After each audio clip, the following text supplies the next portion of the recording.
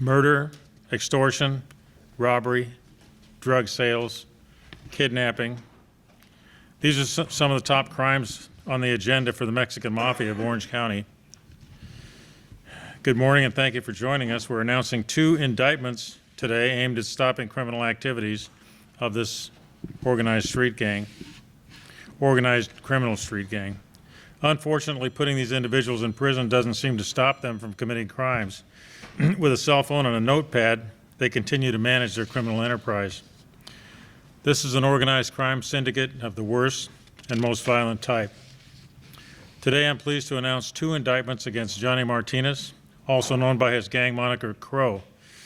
Martinez is a current head of the Mexican Mafia in Orange County, and at the time of these crimes, he was already serving a term of 15 to life in Salinas Valley State Prison for a murder charge and 2 counts of attempted murder. Martinez is accused of directing the criminal activities of the Mexican Mafia by ordering such crimes as extortion, robbery, and murder, all while incarcerated in the Salinas Valley State Prison. I'm pleased that our law enforcement partners from the Placentia Police Department are able to join us here today.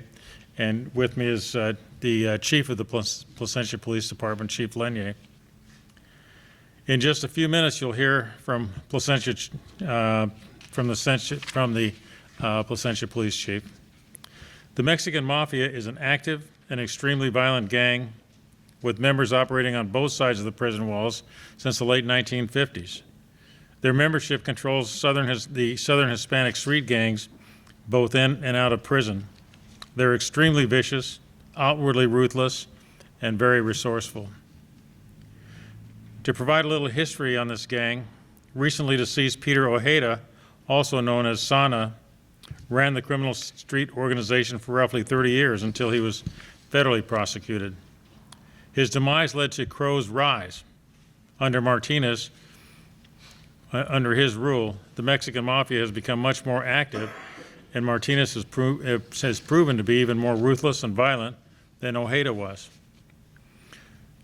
To exert power over Orange County criminal street gangs, the Mexican Mafia collects taxes, orders assaults to keep the gang members in line, and targets non-compliant members by, quote, green lighting them, or putting them on what's called the hard candy list, effectively signing their death warrants with an order to kill them on site. In the first case, Johnny Martinez is accused of communicating via cell phone with co-defendant Gregory Lou Snoopy Munoz and ordering one of his crew members to collect money and drugs from Robert Rios. Munoz is accused of using a contraband cell phone to order Israel Trips Cordova, Ricardo Solo Valenzuela, and Augustine Boogie Velasquez to collect money from Rios as payment to the Mexican Mafia. You'll hear more about these, or you can see a little more detail in the press release. This incident is captured on surveillance cameras. The Orange County Grand Jury indicted Martinez, Munoz, Valenzuela, Cordova, and Velasquez with murder and conspiracy to commit extortion, first-degree residential burglary, street terrorism, and various sentencing enhancements. So if we could play the video.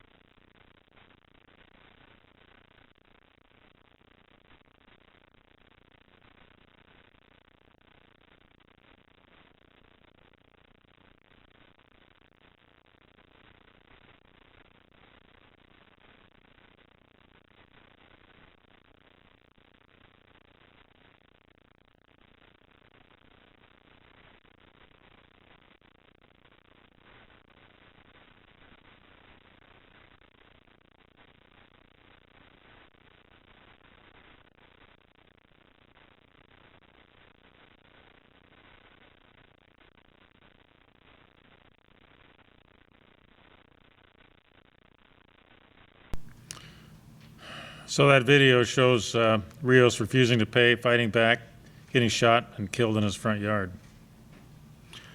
Approximately 7 months after the Rios murder, Johnny Martinez is accused of ordering another hit on his former top associate, a person who directed criminal activities of the Mexican Mafia in Orange County for Martinez. A jailhouse communication known as a kite authorized the murder. Martinez is accused of contacting Omar, Cruz, Mejia via their contraband cell phones to execute a hit on Gregory Lou Snoopy Munoz. At the time, Mejia was serving 25 to life in Calipatria State Prison for attempted voluntary manslaughter, conspiracy to commit a crime, assault with a firearm, street terrorism, and a sentencing enhancement for personal use of a firearm. Acting on Martinez's instructions, Mejia is accused of using a contraband cell phone and ordering and directing Mexican Mafia associates Robert, Lil, Rob, Martinez, and Frank Demon Pride Mosqueda, who were both out of custody, to kill Munoz. Chief Lenier, if asked, could get somebody to talk about those details. The 8 defendants each face a minimum sentence of life in prison without parole for the murder of Robert Rios and a minimum sentence of 75 years to life in prison for the attempted murder of the surviving victim, who was shot several times at point-blank range. There's no doubt as to the violence and the ruthlessness of this Mexican Mafia syndicated criminal gang.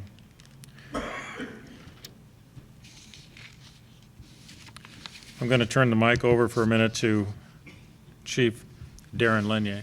Chief. Good morning. I just wanted to take a moment to thank the District Attorney's Office for their assistance in this case.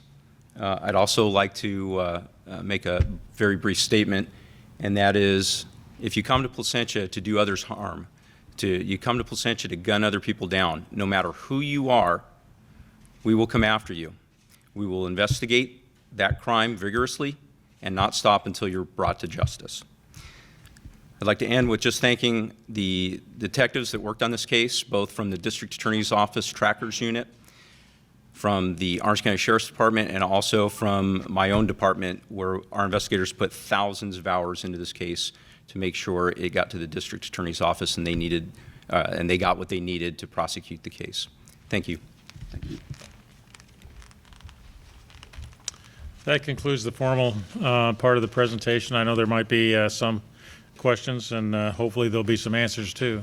But before asking a question, please state your name and the company that you're with, or the media group that you're with, and take the microphone and speak into the microphone. Thank you. Hi, James with KABC Radio. What time is Johnny Martinez serving already currently?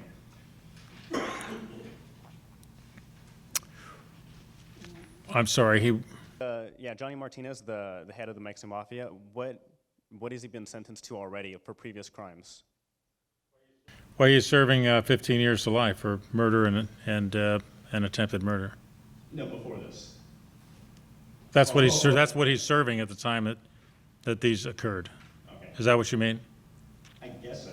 Yeah, that's the sentence. He's in prison doing that sentence at the time of the commission of these crimes. These crimes are committed from within the prison walls. Eileen Frere with KABC TV.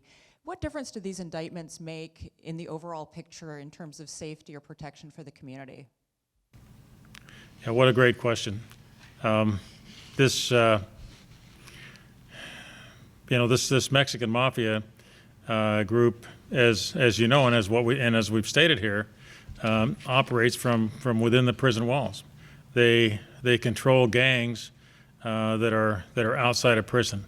In this case, we're dealing here with this Martinez, who's the head of the Orange County part of the Mexican Mafia, and they give directions to to gang members on the street. They tell them what to do. They give directions for crimes, for communications, even including murders.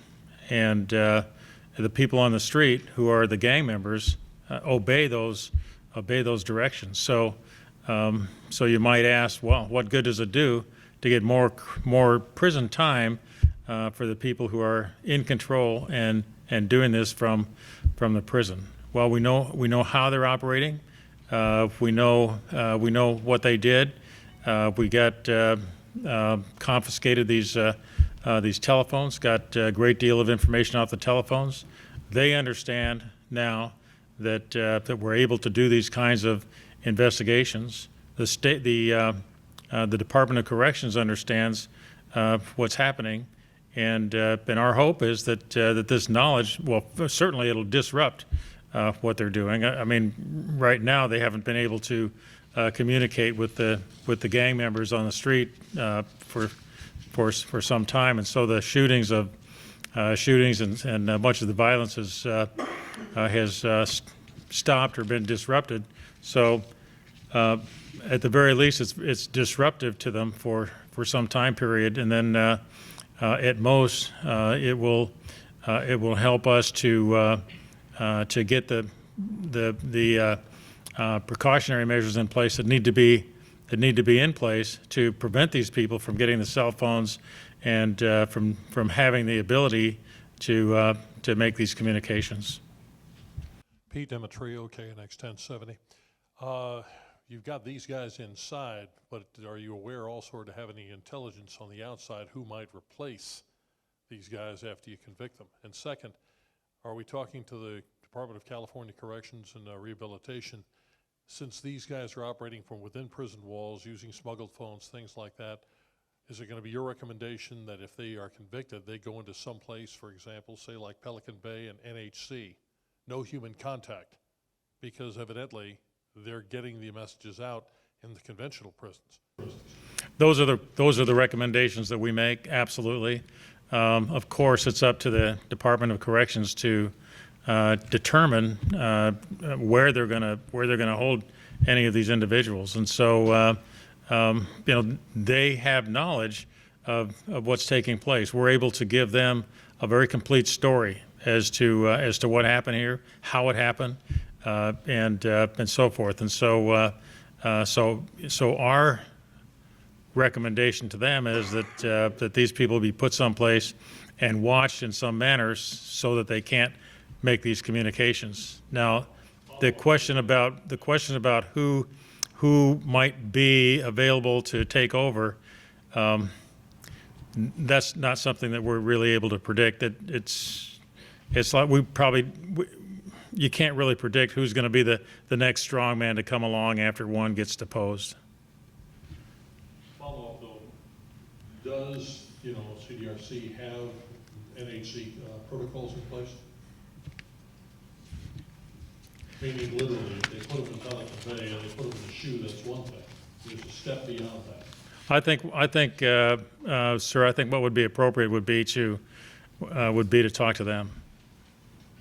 You allege that the leader made communication more than 3,500 times over the course of a year or so. Is that some of the most communication you've ever come across in terms of investigating these in the past? Is that abnormally high number? So I haven't seen greater communications than that. Let me ask if we have investigators here who might be able to answer that. I mean, to me, that's a very big number. Okay, I'll ask the chief. You're correct. That's a very large number, and in any case I've been involved in, that's been the most communications coming out of a facility. Yes.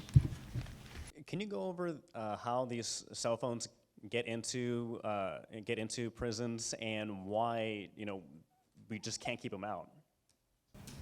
That's a good question. I think if they knew the whys, they'd be able to keep them out. But obviously they're smuggled in. But how? I mean, like, they're cell phones. right? So family members visiting, unfortunately, there's cases of staff bringing them in, other prisoners smuggling them in. How do you tackle, I guess, I'm kind of curious about, I think the easiest way for contraband to get into a jail or a prison is through employees. Is that something that you guys have looked into with this case, or where the cell phones originated from? I don't think we're prepared to comment on what the California Department of Corrections is doing on these cases or what open investigations they may or may not have. These guys are notorious for not cooperating with police. Did you have any witnesses come forward and help you, and anyone within the Mexican Mafia or the gangs come and help you in this case? Obviously, the Mexican Mafia is a dangerous gang, even as far as gangs go. So we're not prepared to talk about anything related to informants or witnesses that are cooperating or anything like that due to safety concerns. Hello, Paul Anderson with City News Service. As I understand it, the attempted murder revolved around one of the defendants feeling disrespected because he wasn't told that somebody was cheating on his girlfriend, and Martinez felt disrespected about all this, and that he was complaining about it, and that's why the attempted murder took place. That's, I wanted to know if that's accurate or not. As far as 100% accurate, I don't think so. I think you did touch on some points there about disrespect and communication. That part is accurate. It involved something about a girlfriend and some infidelity too? It could have. Okay. It involved something about a girlfriend and some infidelity too? Is that? It could have. Okay. Do you guys know how you got onto the conspiracy, the alleged conspiracy in the first place? I'm sorry, I don't think I understand the question. Okay, so I got it. you Yeah. figured out that the cell phones were smuggling and they were using them. Are you able to comment on how you figured out that? Yes. We can't make any additional comments on that.